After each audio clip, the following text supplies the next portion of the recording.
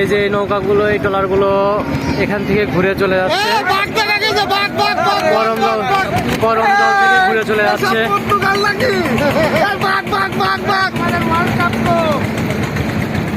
এদের ঘোরা হয়ে গেছে, এরা চলে যাচ্ছে।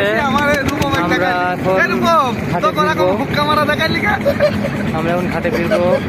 আমাদের ঘাটে নোঙর করবে। ওই যে বানর দেখা যাচ্ছে।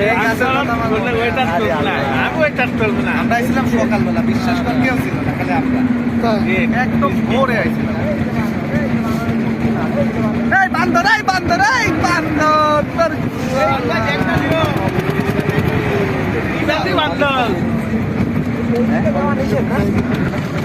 একদম সুন্দরবনের পার ঘেঁষে এখন আমাদের ট্রলারটি এখন দেখেন আমরা চিংড়ি খাচ্ছি, পাড়ে ফিরাবে।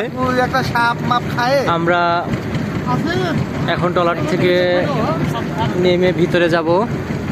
এই জায়গাটা করমজল বলা হয়। তো দর্শনার্থীরা প্রথমত এখানেই আসে ঘোরার জন্য।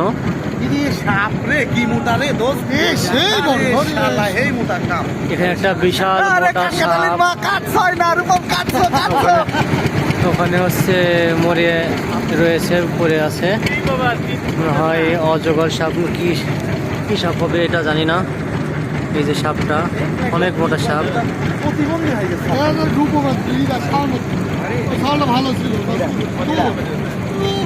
আচ্ছা, ও যদি আগে যায় পুরানো উপরে